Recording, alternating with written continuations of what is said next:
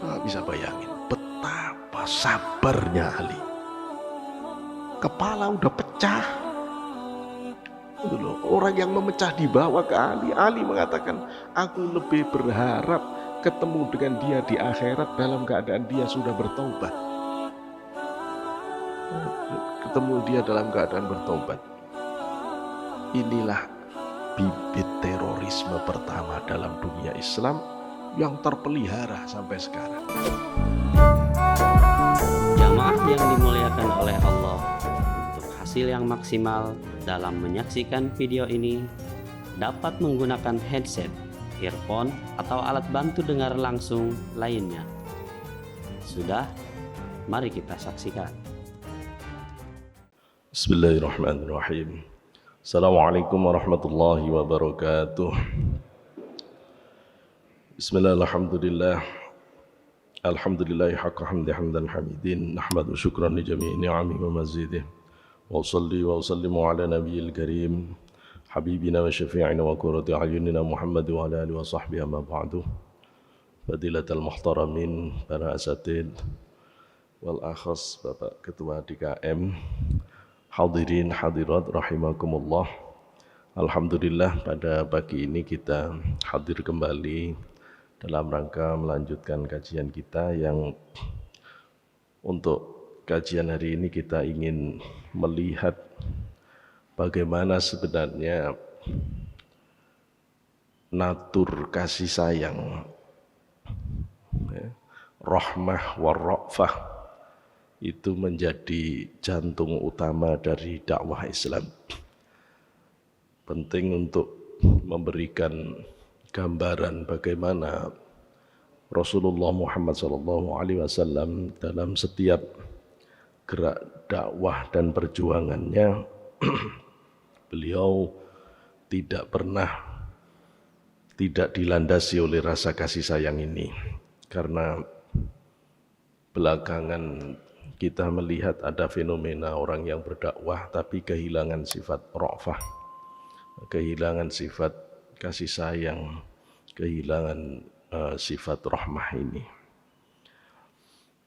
Memang kalau kita membaca hadis di Sahih Bukhari, hadis ke 6557,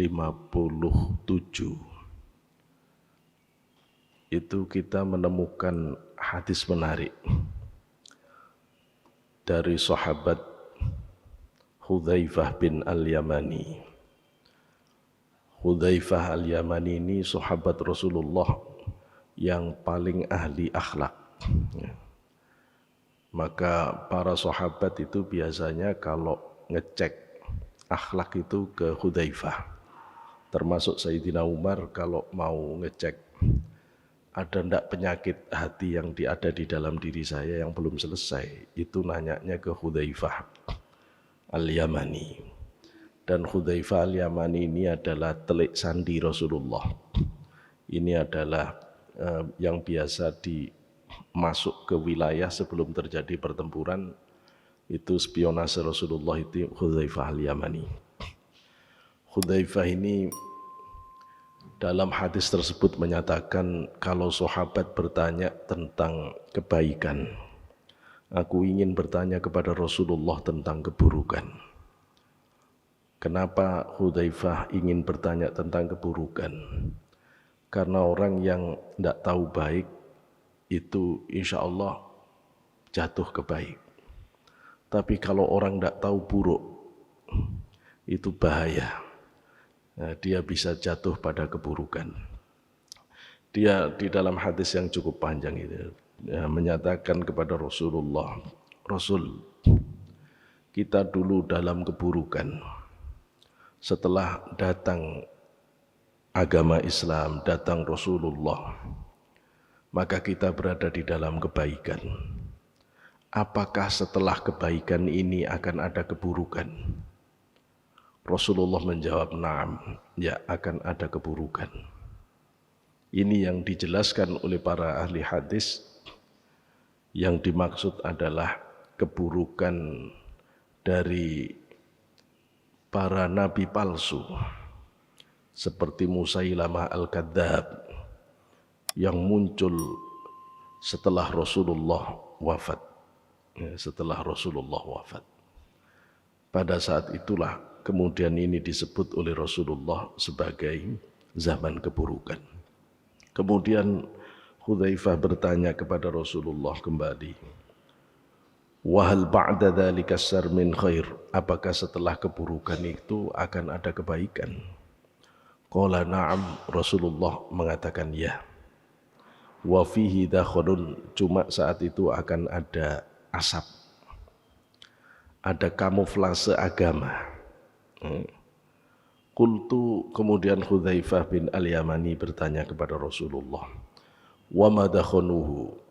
Apa yang kamu maksud sebagai asap kamuflase agama? Kemudian Rasulullah jawab, "Qaumun yahtaduna bi ghairi hadyi ta'rifu minhum wa tunkiru." Itu adalah sekelompok orang, kata Rasulullah, kaum yang mengambil petunjuk agama tidak dari petunjukku. Mengambil petunjuk Quran hadis tapi tidak dengan cara pemahaman Rasulullah dan para sahabat pada umumnya. Qur'annya sama, hadisnya sama, ayatnya sama, tapi cara memahaminya tidak mengikuti pemahaman Rasulullah. Rasul mengatakan kalian kenal mereka, tapi kalian nanti pada saatnya akan ingkar. Ini Rasul sudah baca. Para ahli hadis mengatakan inilah kelompok Khawarij yang ingkar kepada Sayyidina Ali gara-gara Sayyidina Ali melakukan tahkim, arbitrase dengan kelompok Muawiyah, di mana kelompok Muawiyah mengangkat Quran sebagai bentuk simbol perdamaian yang menurut kelompok Khawarij itu tidak pernah dipraktekkan Rasulullah dan tidak ada hadisnya.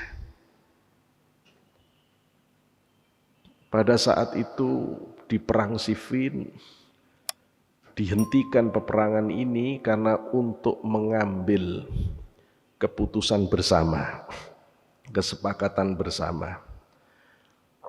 Ditunda 1 bulan, ditetapkan perwakilan 100 orang dari kelompok Sayyidina Ali dan 100 orang dari kelompok Muawiyah untuk melakukan musyawarah bersama, menentukan pemimpin yang disepakati oleh kedua kelompok. Ya, sedikit faham sejarah. Muawiyah ini gubernur, tapi bukan gubernur biasa. Karena Muawiyah sudah jadi gubernur sejak zaman Umar. Dan Muawiyah ini termasuk salah satu sekretaris Rasulullah. Muawiyah adalah yang menggagas pasukan laut Islam. Orang ini juga brilian. Ketika dia diberi wilayah di Syam, Syria, dikelola dengan bagus sehingga pada saat Utsman itu wilayahnya seluruh Syam masuk ke wilayahnya Muawiyah. Ya, mulai dari Palestina sampai dengan Jordan dan lain-lain itu semuanya Syam, Syria masuk wilayahnya Muawiyah. Sehingga Muawiyah itu sangat kuat. Bahkan oleh Utsman diberi otoritas penuh untuk mengangkat siapapun dan memberhentikan siapapun tanpa harus menunggu Utsman yang berada di Madinah. Maka memang sejarah kekuasaan Muawiyah kuat. Sedangkan Sayyidina Utsman melakukan blunder dengan mengangkat Marwan bin Hakam sebagai sekretaris utama kerajaan atau sekretaris utama khilafah. Ya. Kenapa? Karena dulu bapaknya Marwan namanya Hakam. Itu diusir oleh Rasulullah, tidak diizinkan tinggal di Madinah. Karena bapaknya licik. Diusir. Ketika diusir, bapaknya meninggal dunia, oleh Utsman diizinkan kembali masuk ke Madinah. Terjadi perdebatan antara sahabat dan Sayyidina Utsman. Kenapa kamu berani memasukkan orang yang oleh Rasulullah sudah diusir dari Madinah? Utsman berdalih, yang diusir itu Hakam, bukan keluarganya. Apakah kita akan biarkan keluarganya ketika bapaknya sudah tidak ada? Ya sahabat, ini tafsir terhadap apa yang dilakukan Rasulullah. Maka kemudian diizinkan masuk. Memang ini masih ada pertalian keluarga dengan Utsman. Utsman orangnya sangat penyayang, tidak ada salahnya di Utsman sebenarnya. Cuma kadang-kadang terlalu sayang itu bahaya. Terlalu sayang itu bahaya. Dan Utsman tidak hanya memasukkan Hakam ke Madinah, tapi mengangkat Hakam sebagai sekretaris utama kerajaan, orang kedua setelah Utsman. Ternyata Hakam memiliki sifat yang tidak jauh beda. Marwan maksud saya, putranya Hakam, memiliki sifat yang tidak jauh beda dengan bapaknya Hakam. Marwan ini juga licik orangnya. Ya, Marwan ini licik orangnya. Dalam sejarah Islam, para mu'arrikh menyebut Marwan ini dan Muawiyah ini sebagai Dahiyatul Kubro, ya, pecundang paling besar dalam sejarah Islam. Walaupun kalau kita baca kitab-kitab ya masih biasa ada juga yang mengangkatnya. Ini pangkal persoalan supaya kita mengerti kenapa Islam itu pecah. Ya. Nah, kemudian Marwan bin Hakam begitu jadi sekretaris Utsman bikin ulah. Dia buat keputusan menaikkan pajak jizyah dan menaikkan setorannya gubernur Mesir, rakyat Mesir, yang membuat masyarakat Mesir marah. Di Mesir ada putranya Sayyidina Abu Bakar, Muhammad bin Abu Bakar, yang juga sangat bagus pemikirannya dan sangat adil orangnya. Merasa diperlakukan tidak adil dengan keputusan sepihak oleh Madinah yang tanpa sepengetahuan Utsman ini, maka kemudian terjadilah demo pertama kali dalam dunia Islam. Masyarakat Mesir datang ke Madinah, dihadang oleh Sayyidina Ali, Hasan, Husain. Diminta supaya kembali, jangan sampai masuk Madinah. Mau nerima. Semua pesan-pesannya disampaikan ke Ali, Ali yang akan menyampaikan ke Utsman. Tapi ketika ini disampaikan kepada Utsman, Marwan bin Hakam buat ulah lagi. Dia nulis surat kepada gubernur Mesir, Amr bin As, agar semua demonstran ini sekembali di Mesir dibunuh. Surat ini dibawa agen rahasia. Celakanya yang bawa surat ini ketangkep oleh demonstran Mesir. Dan suratnya kebaca. Sadar bahwa dia akan dibunuh. Di situ ada stempel Utsman. Maka masyarakat Mesir sudah tidak bisa lagi dibendung, balik ke Madinah. Inilah yang menyebabkan duka cita mendalam. Sampai di Madinah itu malam hari terjadilah dicari Sayyidina Utsman karena tanda tangannya stempelnya Utsman. Utsman yang harus bertanggung jawab. Marwan bin Hakam tahu sehari sebelumnya sudah keluar dari Madinah dengan keluarganya. Tinggallah Utsman yang tidak tahu apa-apa. Akhirnya masyarakat ini marah, tidak bisa dihalang, meninggallah Utsman dalam pembantaian yang tidak diketahui siapa yang bunuh karena malam hari dan terjadi pengeroyokan itu. Utsman meninggal sampai jari istrinya Utsman pun terpotong. Jubah darah Utsman itu dibawa oleh kelompok Muawiyah. dan nanti dipakai untuk memompa permusuhan terhadap Ali. Terus dipelihara kelompok ini untuk terus menjadi kelompok yang anti Sayyidina Ali. Saat itu Ali menggantikan Utsman. Ali dianggap kelamaan, tidak bisa menentukan pengadilan terhadap pembunuh Utsman. Tolhah Zubair sebagai pembesar sahabat sudah mengkritik, tapi belum ada hasil, tidak ada penghakiman terhadap siapa pembunuh Utsman. Maka Tolhah Zubair menemui Sayyidah Aisyah yang waktu itu sedang umroh ada di Mekah, melaporkan ke Sayyidah Aisyah, Ali sudah tidak mengikuti sunnah Rasul karena Ali tidak menegakkan pembunuhan hukum terhadap pembunuh Utsman. Aisyah marah, maka Aisyah langsung mengatakan kalau begitu Ali harus diturunkan, didukung oleh kekuatan Muawiyah. Inilah yang membuat terjadi perang Jamal. Aisyah naik onta, memimpin perang melawan Ali, sehingga disebut perang Jamal. Bapak Ibu yang saya muliakan, kita harus tahu, Aisyah tidak salah.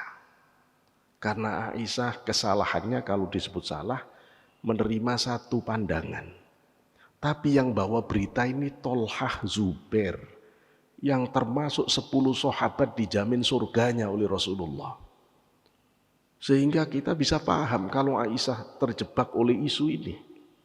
Ya, maka kemudian terjadi perang ini juga Aisyah menghendaki kebaikan.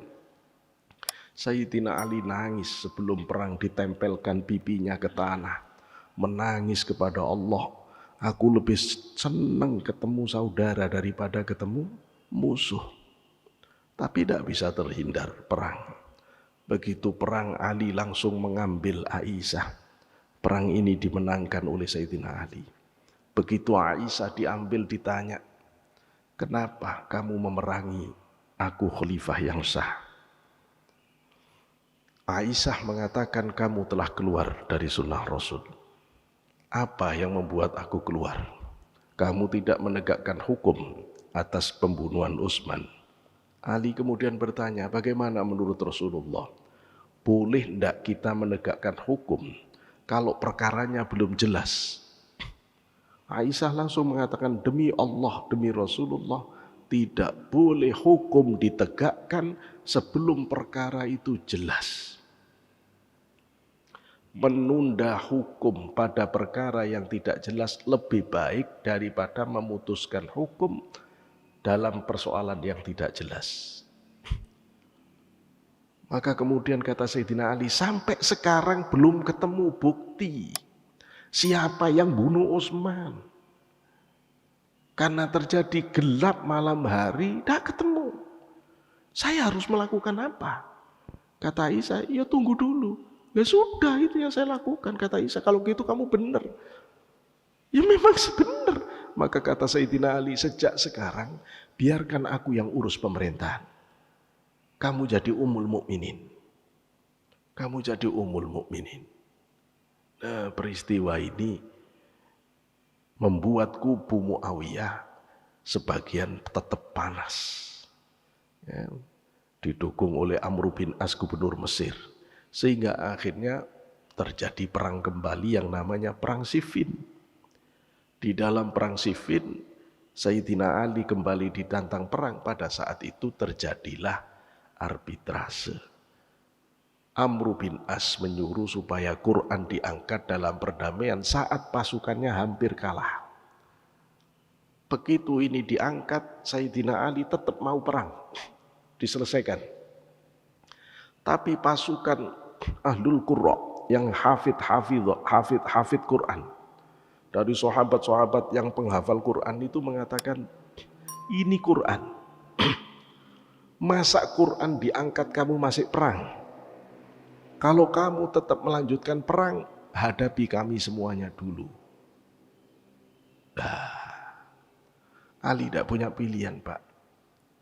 Kalau harus menghadapi sahabat-sahabat yang ahli Quran, tidak mungkin. Maka Sayyidina Ali menghentikan perang untuk berdamai. Keluar sebagian kelompok Ali, kelompok Khawarij pertama. Setelah ditetapkan 1 bulan 100 orang Ali, 100 orang Muawiyah, pimpinan Sayyidina Ali namanya Abu Musa al-Asy'ari. Kemudian pimpinan dari Muawiyah namanya Amr bin As pimpinannya. Begitu mereka ini bersepakat mau mengambil pimpinan baru, Amr bin As itu orang masih muda, politikus. Sementara Abu Musa al-Asy'ari yang dipilih Sayyidina Ali adalah orang yang paling sepuh, yang paling jujur, yang paling adil. Inilah politik pertama dalam Islam di mana kejujuran dikalahkan oleh kelicikan. Saat itu Abu Musa al-Asy'ari diperintahkan oleh Amr bin As, Anda lebih tua, silahkan Anda dulu bicara. Sesuai kesepakatan, Abu Musa al-Asy'ari mengatakan, kita akan memilih pemimpin yang baru. Karena itu Sayyidina Ali diturunkan dari kekhilafahan untuk melakukan pimpinan baru, pemilihan pimpinan baru. Amr bin As naik. Amr bin As beda. Dia politik. Dia langsung mengatakan, Anda sudah mendengar bahwa Ali sudah diturunkan oleh kelompoknya sendiri. Dan itu artinya sudah tidak ada Khalifah Ali lagi. Berarti Khalifah tinggal 1, Muawiyah. Mari kita baiat bersama Muawiyah sebagai pimpinan kita. Tipuan. Lari, terus lari. Nah, saat itulah kemudian ada 2 pimpinan dalam Islam, pecah Islam. Pecah Islam. Keluar lagi kelompoknya Ali menjadi Khawarij kedua. Ada yang menyebut ini sampai 25.000 orang. Kelompok yang tidak puas ini kemudian membuat pembenaran terhadap sikap keberagamaan dengan mengkritik. Dia mengatakan Ali ini sudah tidak sunnah lagi. Sudah tidak syar'i lagi. Karena menerima cara bertahkim yang tidak sesuai hadis, sesuai Quran. Kalau bahasa kita bid'ah dhalalah finnar ali. Ya. Karena itu kemudian diputuskan oleh mereka, Ali kafir, Muawiyah kafir, Amr bin As kafir, Abu Musa al-Asy'ari kafir, halal darahnya. Dan disiapkan 4 pembunuhnya. Muawiyah pas tidak ke masjid. Amr bin As pas tidak ke masjid. Waktu yang dipilih subuh. Abu Musa al-Asy'ari sakit. Yang keluar ke masjid waktu itu Ali. Tempatnya berbeda. Tapi yang diminta bunuh 4 orang. Begitu Sayyidina Ali masuk masjid, sholat sunnah qobliyah subuh. Bangun dari sujud kedua. Ibnu Muljam sudah siap di depannya dengan pedang. Ali kalau sholat tidak ngelihat apa-apa, Pak. Panah ditarik tidak terasa. Dibacoklah kepala Ali saat beliau sholat. Begitu dibacok, Ali tetap berusaha melanjutkan sholat qobliyahnya. Selesai sholat, Ali roboh. Anaknya disuruh mimpin Hasan jadi imam, Ali makmum. Begitu selesai sholat, di paha Hasan. Hasan mengatakan, aku tidak kuat Abah melihat apa yang terjadi pada kamu. Ali menenangkan, kata Sayyidina Ali, tidak usah susah. Mbahmu sama ibumu sudah jemput aku. Mbahmu sama ibumu sudah menjemput aku. Sayyidina Ali itu sudah diberitahu oleh Rasulullah bahwa dia akan meninggal dengan cara dibacok kepalanya. Sehingga waktu Sayyidina Ali dalam perang itu kesabet pedang kakinya. Darah banyak. Sahabat bingung. Kata Sayyidina Ali, tidak usah bingung. Aku tidak akan mati karena sabetan ini, karena kata Rasulullah bukan di situ tempatku meninggal. Itu sudah diberitahu oleh Rasulullah. Jadi begitu dibawa Ibnu Muljam ini ke Sayyidina Ali. Sayyidina Ali kemudian mengatakan, aku lebih senang melihat dia nanti di akhirat bertaubat diampuni dosanya. Bapak bisa bayangin betapa sabarnya Ali. Kepala udah pecah. Itu loh, orang yang memecah dibawa ke Ali. Ali mengatakan, aku lebih berharap ketemu dengan dia di akhirat dalam keadaan dia sudah bertaubat. Ketemu dia dalam keadaan bertaubat. Inilah bibit terorisme pertama dalam dunia Islam yang terpelihara sampai sekarang. Apa yang dipakai dia sampai membenarkan begini? Quran. Dia mengatakan wa man lam yahkum bima anzalallah faulaika humul kafirun. Siapa yang berhukum tidak dengan hukum Allah berarti dia telah kafir. Ali sudah berhukum tidak dengan hukum Allah, berarti Ali telah kafir, halal darahnya. Loh ini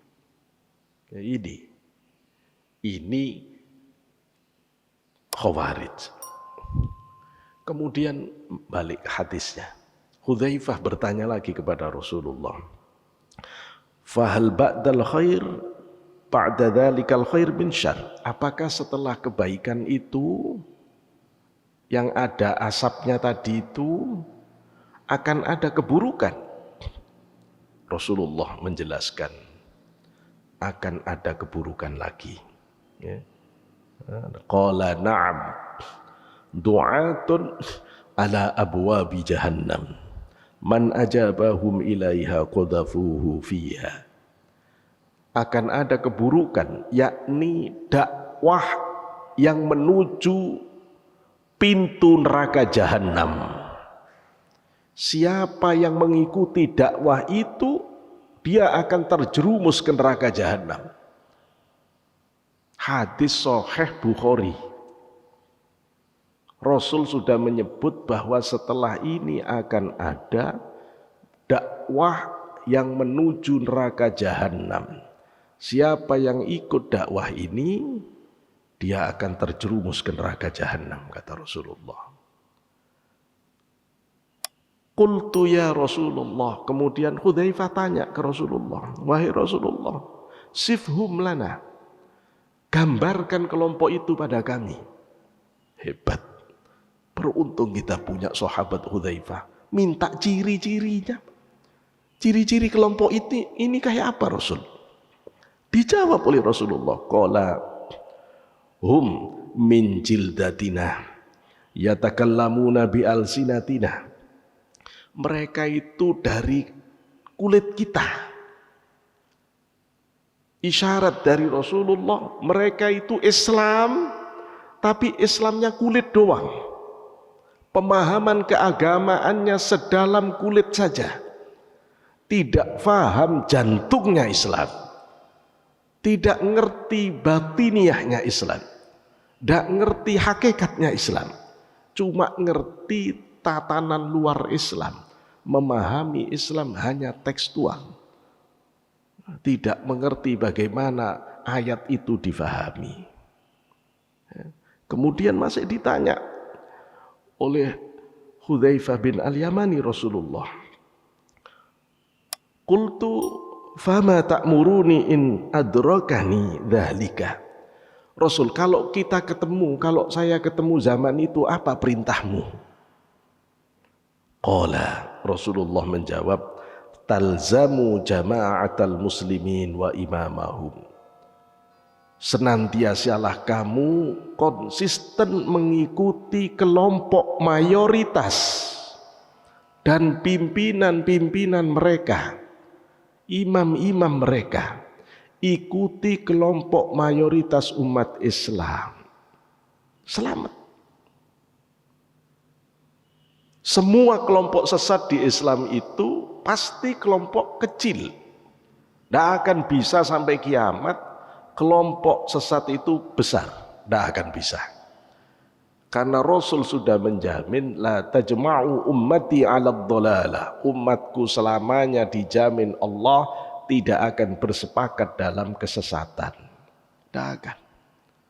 Kalau kita baca di kitab Ihya, menjelang Rasulullah wafat, datang malaikat maut, mau menjemput. Kata Rasulullah, nanti dulu, jangan asal jemput, jangan asal cabut. Aku masih menunggu malaikat Jibril. Malaikat Jibril datang. Begitu malaikat Jibril datang, kata Rasulullah, aku masih gundah. Apa yang membuat kamu gundah, Muhammad? Umatku kalau aku tinggal, siapa yang akan menjamin? Ya. Karena Allah menegaskan di Al-Quran, wa ma kana yu'adzibahum wa anta fihim wa ma kana mu'adzibahum wa hum yastaghfirun. Allah tidak akan menurunkan azab selama ada Rasulullah. Rasul paham, Rasul itu jaminan keamanan. Lah kalau Rasulullah pulang, kan bisa diadab. Rasul takut, ini terus bagaimana kalau tak tinggal umat ini? Jibril lapor ke hadirat Allah. Setelah itu dijawab oleh Allah, beritahu Muhammad, aku yang jamin. Yang akan jaga umat Muhammad, aku sendiri, kata Allah. Maka kemudian diberitahu kepada Rasulullah, Allah yang akan jaga umatmu. Baru Rasulullah mengatakan, al-an, Ar-Rafiqul A'la, Ar-Rafiqul A'la. Sekarang bawa aku ke tempat teman-temanku di tempat yang paling tinggi, paling mulia. Baru itu. Ya, baru itu. Jaminan Rasulullah itu. Bahwa Allah akan jaga umat Islam pada jamaah mayoritas. Karena Rasulullah memberi isyarat di hadis lain, serigala hanya akan menerkam domba yang tercecer dari gerombolannya, kata Rasulullah. Domba yang tercecer dari gerombolannya. Kalau dia masih di dalam gerombolan, diingatkan, jenengan kalau tetap ngaji bareng begini. Loh kok sholat qobliyah subuh 3, kira-kira ada yang ngingatin enggak? Pasti diingatin. Mau keliru itu temen enggak akan tega. Tapi kalau jenengan terus sholat sendiri di dalam rumah, ndak kanan kiri, sholatnya nambah 7 rakaat subuh karena mau lebih taat ke Allah. Siapa yang ingatkan? Ndak ada. Lepas dari komunitas umat Islam, itulah pangkal dari kesesatan itu. Selama orang di dalam akidah mayoritas, cara beragama mayoritas, orang akan selamat. Orang akan selamat. Gampang kok melihat mayoritas dunia itu adanya di Indonesia. Loh mayoritasnya orang Indonesia, ya kalau ndak NU ya Muhammadiyah. Ya wis itu. Ya, kita mau ke Mesir, ke Syria, ke Jordan, ke Tunis, ya sama. Islamnya ya sama. Gitu ya sama. Ya, ndak ada yang akan menerima model dakwah takfiri, mudah mengkafirkan ini. Ya. Kemudian kita harus ingat juga hadis Rasul di Sahih Bukhari juga yang menjelaskan sibabul muslim fusuqun wa qitaluhu kufrun. Kata Rasulullah, mencela sesama muslim itu kefasikan. Menyerang sesama muslim itu kekafiran. Saya bingung, kok bisa orang nyerang sesama muslim? Pak, mencela sesama muslim itu kefasikan.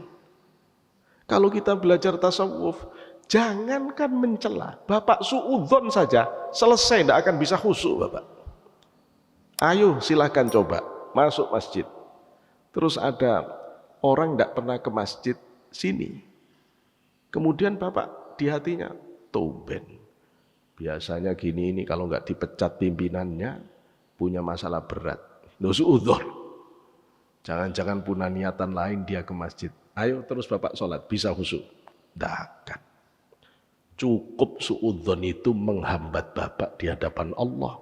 Dan Allah tidak akan mau menerima batin menghadap dengan membawa kotoran batin. Tidak bisa. Apalagi mencela. Apalagi menyerang. Tidak ketemu.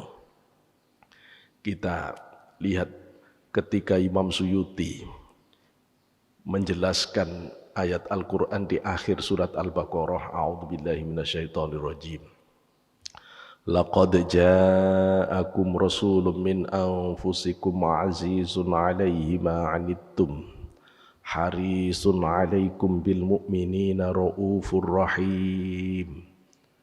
Laqad ja'akum, benar-benar telah datang kepada kalian rasulun, utusan Allah, min anfusikum, dari jenis kalian sendiri, bukan malaikat.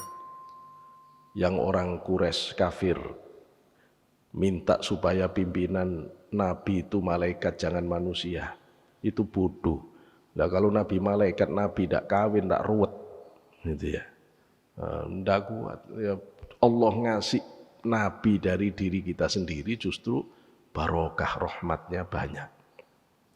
Apa cirinya Nabi Muhammad ini?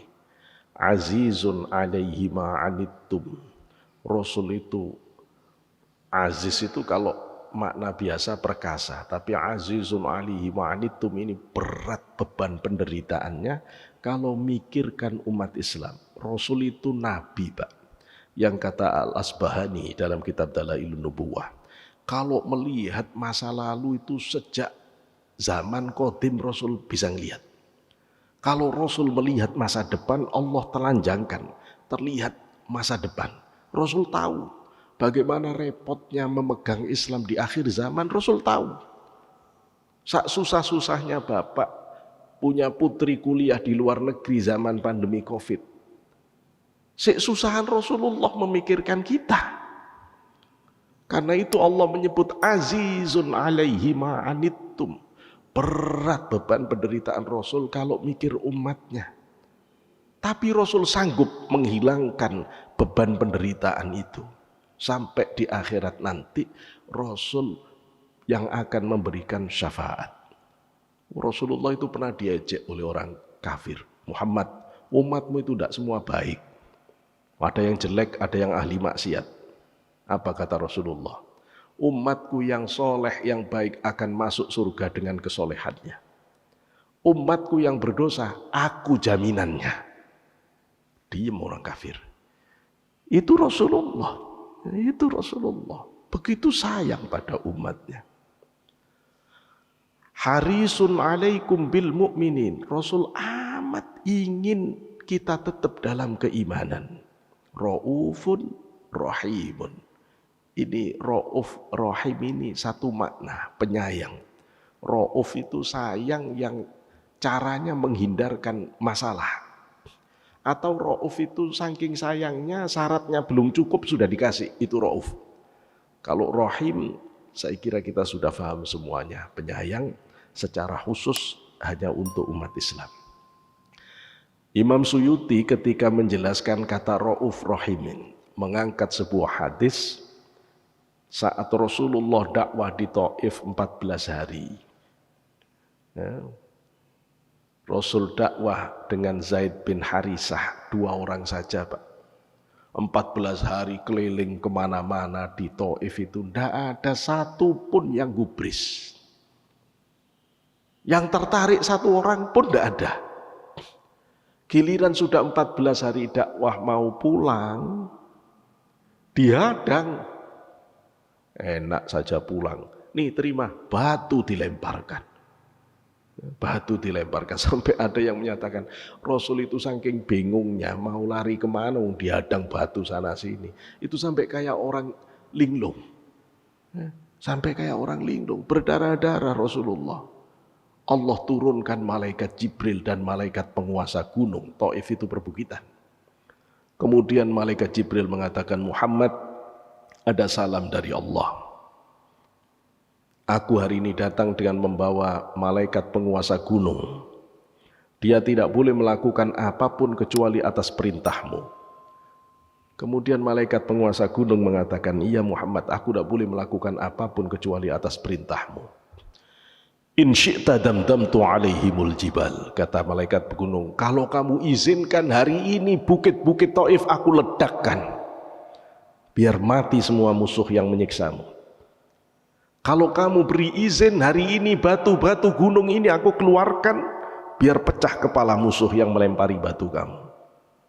Kalau kamu izinkan hari ini gunung ini aku longsorkan, biar terkubur hidup-hidup mereka.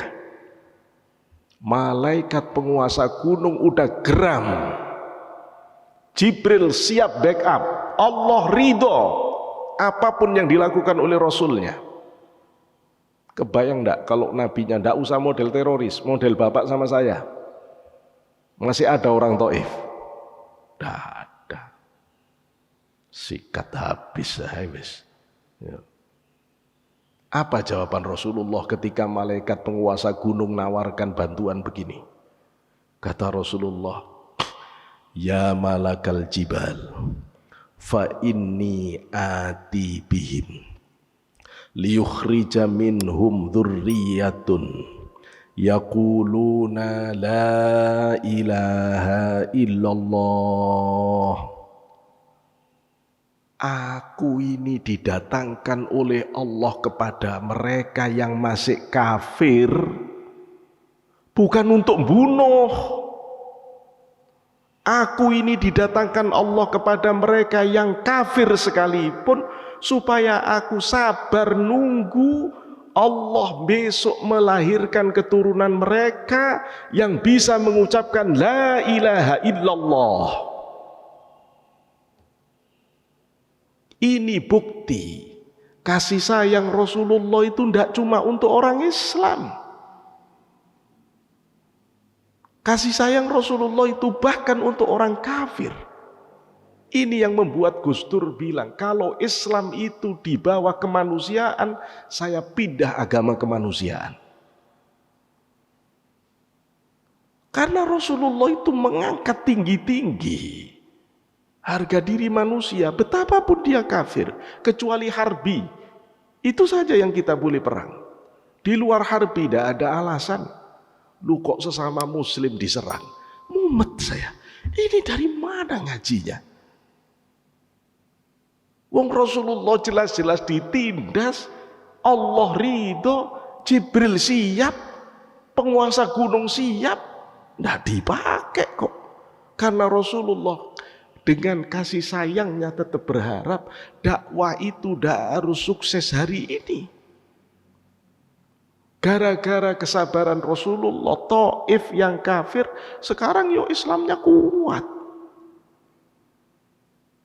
Bapak tahu Ikrimah, bapaknya Abu Jahal, tapi Ikrimahnya Islam. Ayo, Bapak tahu Muawiyah, bapaknya Abu Sofyan, musuhnya Rasulullah, anaknya Islam. Kalau cara berpikir kita dalam dakwah, bapaknya sudah PKI, anaknya tidak mungkin bisa jadi Islam, tidak jadi Nabi. Tidak begitu cara dakwah itu. Tidak begitu. Tetap kasih sayang itu melebihkan semuanya. Kalau kita baca dalam kitab tafsir itu ada kisah. Kenapa Nabi Daud tidak bisa membangun Masjidil Aqsa yang dulu dibangun Nabi Yakub. Masjidil Aqsa itu pertama dibangun oleh Nabi Yakub. Kemudian runtuh, oleh Allah disuruh bangun lagi Nabi Daud. Tapi Nabi Daud waktu bangun sudah selesai, dirobohkan sepertiga oleh Allah. Nabi Daud protes, ya Allah, saya yang nyuruh bangun itu engkau, kok ini dibangun terus dirobohkan? Allah jawab, ya kamu tidak bisa, karena kamu punya kekurangan sedikit di dalam cinta sesama manusia. Apa itu? Saat kamu perang melawan pasukan Jalut. Untuk ukuran kita itu tidak masalah, Pak. Tapi ukuran Nabi menebas leher orang kafir dengan nafsu ketarik, itu masalah. Allah masih ngelihat Nabi Daud itu. Kata Nabi Daud, aku jihad ya Allah, musuhku orang kafir. Nabi Daud masih membela. Apa jawab Allah? Kafir sekalipun itu ciptaanku. Bapak kira yang nyiptakan orang kafir siapa kalau bukan Allah? Jadi tidak boleh kita sempurnakan, kemudian Benci kepada sifatnya ya, tapi benci sebagai ciptaan Allah tidak boleh. Tidak boleh, itu ciptaan Allah. Itu ciptaan Allah. Karena itu Allah menyebut, hai Dawud, kamu tidak akan bisa selamanya bangun Masjidil Aqsa, besok yang bisa bangun anakmu. Maka Masjidil Aqsa itu terus dibangun oleh Nabi Sulaiman yang bisa menegakkan Masjidil Aqsa. Coba kita lihat sekarang di sahabat, betapa penyayangnya Abu Bakar, betapa penyayangnya Umar di dalam dakwahnya, Sayyidina Ali dan lain-lain. Kita bisa lihat kepada generasi di belakangnya, contoh muridnya cicit Rasulullah Ali Ridho dan sekaligus anak angkatnya Ma'ruf Al-Karhi, sufi besar. Suatu kali Ma'ruf Al-Karhi itu ada di tepi sungai, ya, di tepi sungai Tigris bersama murid-murid tasawufnya. Ya. Pada saat itu melintaslah segerombolan anak muda sambil naik perahu itu, dia musik-musikan sambil tari-tarian, wis macam-macam. Muridnya Ma'ruf Al-Karhi tahu gurunya ini adalah ulama yang mustajab doanya. Dia bilang, Syekh, mbok ya didoakan orang-orang itu. Biar mati aja semuanya daripada hidup hura-hura saja. Ma'ruf Al-Karhi terus doa, Allahumma kama farrahtahum fid dunya fafarrihhum fil akhirah. Ya Allah, sebagaimana kamu bisa membuat mereka bahagia di dunia ini, buat dia bahagia di akhirat. Buat dia bahagia di akhirat. Muridnya nanya, Syekh, ini doa untuk mereka? Iya, doa untuk mereka. Tidak lama Allah beri hidayah, balik rombongan anak muda ini, kemudian tobat di tangan Ma'ruf Al-Karhi. Lu begini dakwah itu. Saya orang Pasuruan dulu, kalau kiai saya kalau ada tempat maksiat, itu sebelum maki-maki Pak, tanahnya diambil. Sholat malam ditangisi ke Allah. Dengan tanah itu, ayo tanah kita sama-sama minta ke Allah supaya maksiat yang ada di atasmu bubar. Bapak kira tanah itu bukan makhluk? Memang tanah senang kalau dipakai maksiat di atasnya. Saya mikir, kok keren kiai dulu itu. Keren. Loh ya, dia pasti juga lapor ke dinas sosialnya untuk bisa kepolisiannya semua dilaporkan. Tetapi main juga dengan cara semacam ini. Maka ini memberikan kesadaran kepada kita bahwa Islam itu jantung dakwahnya kasih sayang. Jika orang tidak punya kasih sayang, tidak pantas orang itu dakwah mengatasnamakan Islam. Sampai Rasulullah perang pun karena kasih sayang. Karena kasih sayang. Lu kok tiba-tiba ada orang nyerang sesama muslim, nyerang orang kafir yang tidak melakukan agresi, tidak bisa dibenarkan. Kalau kita sekilas baca, waktu kita tidak panjang, tapi saya ngambil intinya. Baca wasiatnya. Itu setidaknya ada 7 doktrin sesat yang sudah nancep di batin anak ini. Pertama tentang daulah Islamiyah mutlak dan nganggep pemerintah Indonesia ini pemerintah kafir. Itu salah. NKRI ini bukan daulah Islamiyah, tapi bukan daulah kafir. Bukan Darul Harbi. Kalau orang anak ini ngerti fikih siyaksah, ini Indonesia ini namanya daulah mu'ahadah. Daulah atau al-mu'ahadah ad-dauliyah. Wilayah yang di situ umat Islam punya perjanjian dengan komunitas lain. Itu sah secara syariat. Wong Rasulullah juga mengadakan perjanjian dengan orang Yahudi, mengadakan perjanjian dengan orang Nasrani. Piagam Madinah itu apa? Dan kalau orang Islam membuat perjanjian dengan agama lain, wajib ditaati. Tidak boleh kita melakukan perlawanan. Maka harusnya produk-produk hukum seperti undang-undang, Pancasila dan seterusnya itu titik kesamaan, kalimatun sawa, perjanjian yang dipakai antar umat Islam. Ya. Kalau mengatakan itu tidak ada dalilnya banyak, mau suruh buka Quran. Kalau orang sedang ihram, tiba-tiba mematikan satu hewan, hukumnya apa? Di Quran. Hukumnya diserahkan siapa orang alim yang ada di situ. Dialah yang harus menghukum. Pertanyaannya, apa Allah tidak bisa membuat hukum langsung? Bisa. Kenapa Allah begini? Menghargai keputusan manusia. Kalau ada suami istri bengkerengan, bentrok, di hukum Islam bagaimana? Datangkan perwakilan laki-laki perempuan untuk bermusyawarah, keputusan musyawarah itulah hukumnya. Berarti ini kan Allah menyerahkan pada keputusan hukum manusia. Apa Allah tidak bisa membuat hukum sendiri kalau ada laki-laki itu buat ini? Bisa. Kenapa kata sahabat Allah tidak menurunkan keputusan ini? Abdullah ibnu Abbas waktu mendebat orang Khawarij menanyakan, kenapa Allah tidak melahirkan keputusan langsung? Kenapa Allah meminta keputusan itu dibuat oleh manusia? Diem Khawarij. Kata Abdullah ibnu Mas'ud, Allah menghargai keputusan bersama. Jadi NKRI itu keputusan bersama yang secara Qur'annya ada dalilnya. Ya cuma orang Islamnya baru belajar ya tidak sampai situ. Tiba-tiba menyebut ini negara kafir. Tauhid. Tauhid dari mana enaknya? Karena tidak ada syariat Islam. Saya tanya, sampean sholat mulai subuh sampai subuh lagi ada polisi nangkep.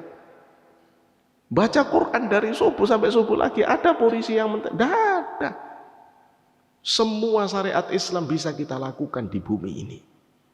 Waktu saya ketemu teroris itu saya tanya, apa syariat Islam yang tidak bisa kamu lakukan di Indonesia? Tidak ada. Indonesia ini kita sudah nikah talak rujuk secara syariat Islam. Dan sudah aturannya. Ada pengadilan agamanya. Mawaris sudah diadopsi dalam hukum Islam di Indonesia. Kemudian muamalat. Ada bank muamalat, bahkan sekarang dibesarkan lagi menjadi BSI. Itu syariat. Mungkin tinggal satu yang belum, pidana Islam. Tapi kalau Bapak ngaji fikih yang dalam, itu akan ketemu jawaban. Ulama kita yang ahli hukum tidak terlalu bernafsu kalau persoalan hukum pidana. Kenapa?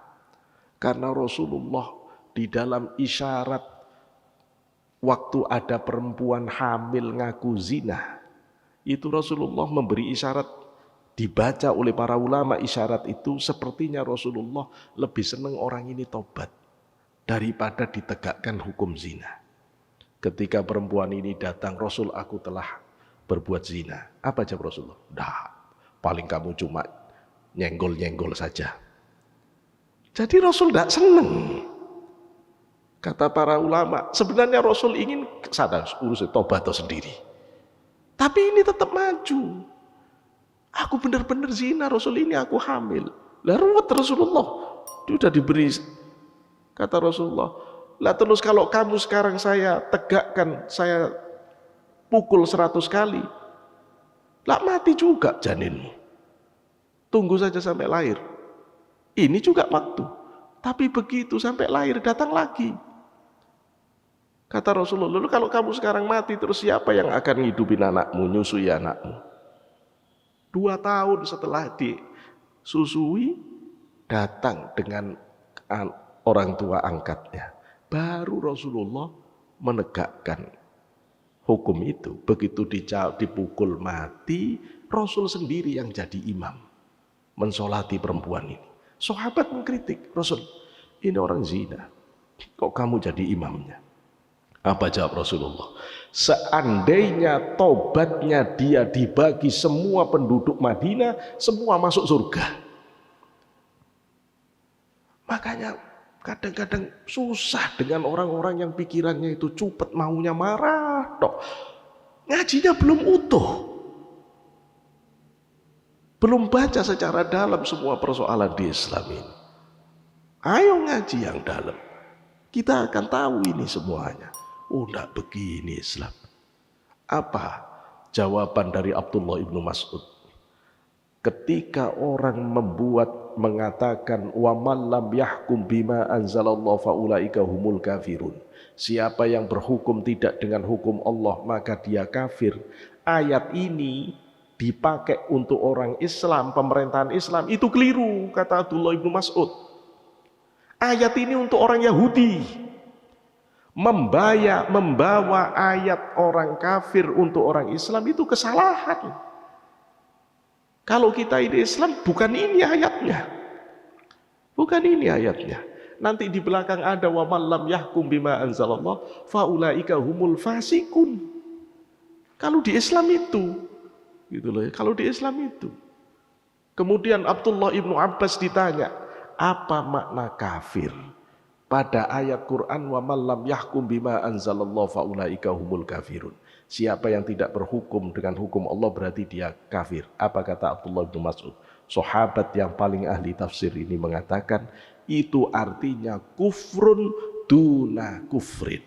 Itu kafir tapi tidak sampai keluar dari Islam.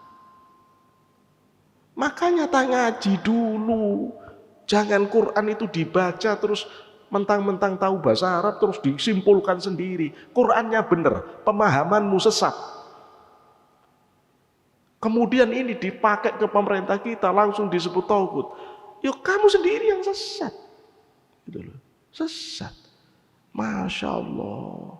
Sampai saya bilang kalau saya ketemu teroris di penjara, saya tanya, loh ya, kalau ada mobil warna merah, mobil warna merah, 1000 ulama mengatakan mobil itu merah. Ada 2 ulama mengatakan mobil itu biru.